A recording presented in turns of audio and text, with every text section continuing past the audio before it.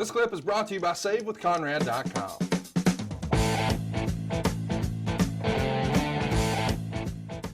Written down, we didn't have a whole lot mapped out for Jeff when I flew down to Nashville, Tennessee. Jerry Jarrett was supposed to secure all of these spots. He was supposed to secure the Country Music Hall of Fame. He was supposed to secure Ryman Auditorium, the Grand Ole Opry, a lot of these places for us to shoot. And I fly down to Nashville with a crew, and I get there to say, let's go see what we have. And after I saw the spots, like the Hall of Fame and the Opry and all this stuff, I would then get back with Vince and try and come up with some vignettes. When I got there, Jerry had nothing. He hadn't spoken to anybody. He hadn't secured any permits. He had nothing. So I called Vince back, and I'm like, this is going to be a run and gun. But I don't have access to the Grand Ole Opry. I don't have access to any of these places. So we're kind of screwed. I met with Jeff, talked to Jeff, and Jeff said, he goes, I know some people, we'll just go up, and I can talk to some people and probably get some of this stuff done. But it was on the phone the night before we started shooting that we came up with the whole JEFF, JARRETT. Who is we? When you say we came Vince up? and I. Really? So it's just you two talking about what to shoot and what to do, and then somebody freestyles spelling the name, like instead of like the old Mississippi spelling? Well, I kept spelling it that way. And Vince said there's got to be something with those double J's. Jeff Jarrett. There's got to be something there. Spell it. He goes, let's spell his name. And I kept spelling it JEFF, JARRETT. Spell that again. JEFF, JARRETT. He says, double J. He says, everything's a double with him.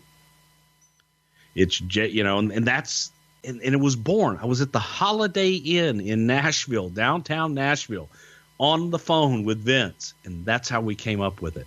Wow. So I started going through and I started doing all these promos. I said, okay, we can walk in front of the Nashville or the Country Music Hall of Fame.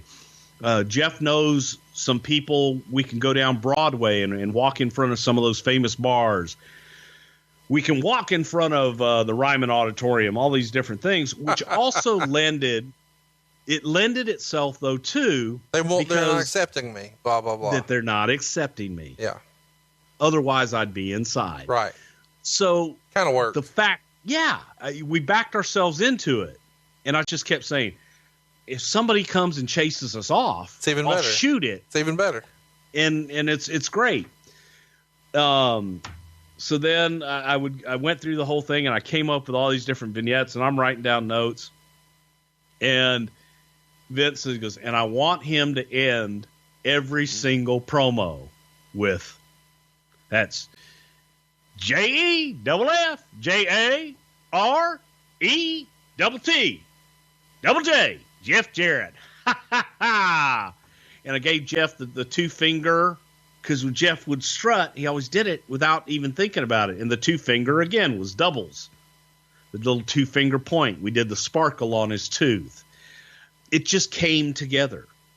We got in front of, when we did one where we walked in front of Tootsie's Wild Orchid Lounge on Broadway, a famous, the oldest bar in Nashville or some shit like that, where Willie Nelson sold Crazy to Patsy Cline for $50. And we're walking down, and Jeff is bad-mouthing Tootsie's. The owner of Tootsie's walks outside while we were shooting and starts cutting a promo on us. And she looks at Jeff, and she says, do I know you? And he's like, hey, how you doing? She goes, you have beautiful hair. He says, why are you guys bashing my bar? And we explained everything to her, and she was cool as shit. We walked into, they were redoing the stage at the Ryman Auditorium. Yeah. And the side doors were open.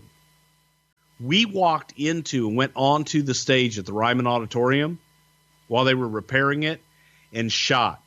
The workers, they didn't know any better. Right. They didn't think anything of it.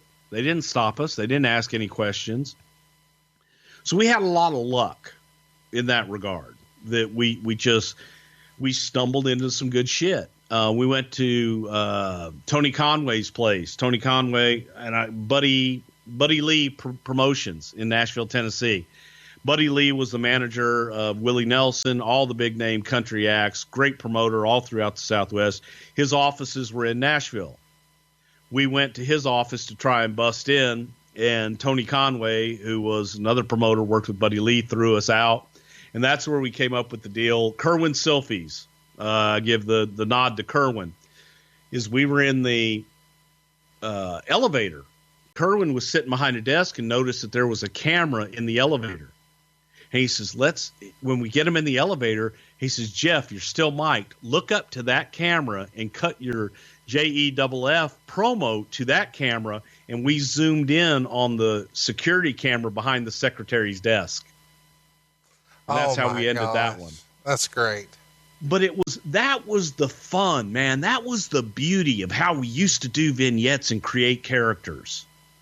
Jeff had input, and we were out there creating as we went along. And there weren't a bunch of scripts, there weren't a whole bunch of words he had to memorize. It was a feeling. It was, tell me this story. Tell me that you are the greatest of all time, and Nashville is so jealous of you that they have turned their back on you and they're shutting you out. But you won't be shut out in the WWF. That's JEFF, JARRETT, Jeff Jarrett. We said that so many times that we were saying it in our sleep. You're wound up right now. You're having a good time talking about this. Is this one of the last times you got to shoot vignettes like this? Because you're talking about it with a lot of appreciation.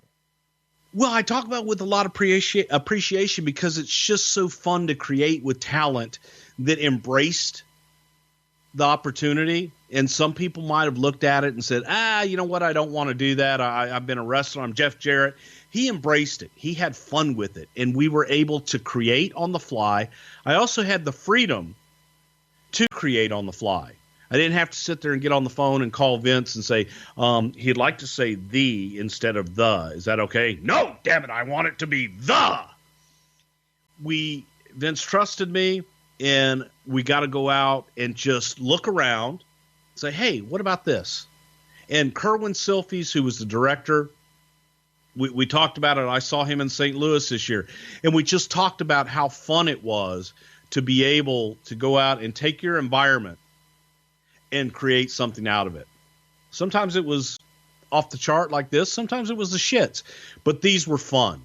And it was a character that was organic and that we made happen there on the fly.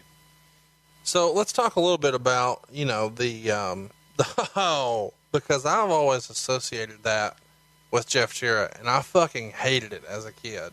But the way you just described it, it made it sound like that was a Vinceism, that Vince did it, and you were just trying to keep it going because it was a Vinceism. The spelling of the name was a Vinceism, and the rest of it was pretty much Jeff and me. Vince wasn't there. Vince didn't see it. Vince couldn't really comment on it until after the fact. The spelling of the name was Vince. I mean, that deal. That was something that just happened. It just happened. Double J, Jeff Jarrett. It was just that hokey laugh. It was so hokey, so phony. So you wanted to slap the shit out of him. Yes, it worked. It worked. It worked. You got me. And that was the things that Vince would be, goddamn, don't be hokey. His hokiness made it work. So the idea was supposed to be that he was this big singer. Did you guys know that he was going to do the big singing storyline from the jump? Or was it just, like we never saw Duke the Dumpster, like carrying trash for real. Like, did we imagine that we were eventually going to turn that into a Milli Vanilli type angle, or what was the plan originally? No, the plan was originally that we would keep the facade going. There was talk about at some point doing an album the whole Milli Vanilli stuff came about after Road Dogg came on board, and we found out that Road Dogg could sing. So it was like, oh man, what if he's got a roadie that does the singing, and he's out in front taking all the accolades. Right. We'll talk about that as we get into it. But originally, it was the fact that you never got to hear him sing made it even better. Heat. Yeah, absolutely. If you're really the best, then we would have heard you by now. My throat's not working real good tonight, folks. Sorry. Sure. This gimmick, did you feel like, and did Vince feel like this at the time? I mean, we have to appreciate this is 1993, so the business is quite different. Did y'all see this as a potential main event gimmick, or is this gimmick destined for the mid card? I think we all kind of saw it once we got into it that, you know what? Yeah. I think we thought Jeff could be a contender. I think everybody did. So, as we mentioned, Jeff is working house shows in December, and he's back on the road, and he's working with Brett and putting Brett over. And it's interesting to me that, Brett's obviously a top guy, and he's an instant main eventer, at least on the house shows. How was he able to secure that spot? And I know a lot of people will say, but he was losing. But at the time, he was always lost on the house show. So how did Jeff Jarrett go from he's got a little heat to, hey, we're putting him in the main event with Brett? A lot of time had passed by this time too, and we had the gimmick developed as well. The one way for people to accept you as a main eventer, you put them in the main event. Absolutely. You put them in the main event with a main eventer. Man, I really feel like so many people overlook that. I wish everybody would just hit rewind 15 seconds and hear him say that again. People look at you like you're a main eventer once we've put you in the main events. It really is that simple.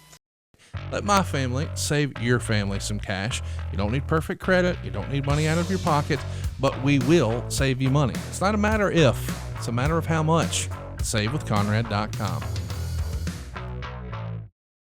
All right, stop the tape. Let's talk about it. The vignettes, you sort of alluded to it earlier. This was going to go a long way to establish the character. I guess this is Vince's ha-ha, but Bruce, man, he developed a reputation, at least amongst us listeners here on the show, for the guy who had the vision for these vignettes, whether it was DiBiase or Mr. Perfect, and now you're getting that same treatment here. What'd you think of these ideas that you guys came up with there in Nashville? Just because of the storytelling, it was, in Memphis, obviously we're week to week and episodic, but this being a vignette and that's obviously the first time my opportunity to work with Bruce, quote unquote, I knew it was the big time, but as they were rolling out, let me back up. When they came down to shoot them and Kerwin Silfies, you talk about a great director, but he was the director of the program back then, and Vince flew him down. So Kerwin directing it, Bruce producing it. At Memphis, I'd never been around this kind of production and how we went around town, and we were sort of running and gunning and not so much getting permission on a few things. So it was big time on one asset, but also a little bit running and gunning. But as we were shooting those, and those were my real, the first real, I'll say, long-winded heel persona. Each one, in my opinion, got a little bit better character. Me and Bruce working together as talent producer, they were a blast. But when they aired on television and they put in the sparkling gold tooth, and 4 weeks, I think back in those days, if I remember correctly, I remember somebody at Titan TV was telling me, wow, the most we've ever done is 6 or 8 like that. But we did 12 weeks of promos. And then the 13th week was a compilation. So those ran. And by the time I walked through the curtain in Poughkeepsie, New York, I had an instant reaction. And those are one of those light bulb moments where you go, Vincent, he's a genius. I mean, the character was so primed, and Gorilla and the announcers and the audience, they knew who I was the minute I walked through the curtain. And that was a real gift for me as a talent. I knew it then, but now that I look back on it now, during that time, the patience to really get that character going, and the country music singer, and I'm from Nashville, obviously had the accent. It was a lot of fun, but yeah, me and Bruce, we hit it off then. And yes, I mean, Bruce obviously in his position now, but he, in 2017, when I brought him back there, he has a unique way of bringing, accentuating the positive and negating the negative. And he knew how to do that still knows how to do that as a producer. But in those days, that was the first time I really got to work with someone on his level. And it certainly showed. Hey, I'm curious real quick. Did he ever, or did Vince ever lay out? So the gimmick is you're sort of doing a Milli Vanilli thing. You're the country music singer who's the world's greatest entertainer, but never actually sings. Was anything ever explicitly said like that, or was it just sort of understood? No, the character, because it was in the early days, and let's see where it goes. The thing that I thought was so cool was, hey man, your name's Jeff, Jarrett. That instantly, I'm not saying that it was an instantaneous catchphrase, but it had a hook. You talk about it. I can open up spelling the name and close spelling the name, and right there you've got 20 on the top and 20 on the bottom. Yeah. I only really had to talk for 40 seconds if we're doing a minute promo. But no, it really, hammered home, obviously, my name, the character, throwing in the ha-has, world's greatest singer, all that kind of stuff. So me singing or not singing, that came months later. It was, you're going to be a guy that's going to take over country music, but because I grew up in Nashville and the corrupt politics, and at that time in the 90s, country music went from a whole different level. 80s country, and any country music fans will know this, the hat acts of the 90s exploded. Namely a guy named Garth Brooks. That's right. There was Clint Black and a bunch of others, but country music went from it went pop. Those were the early days when it really went pop and was really exploding. So the timing of all that and the character, it just fit, because WWF's New York City Slicker and all that, it really, really gelled.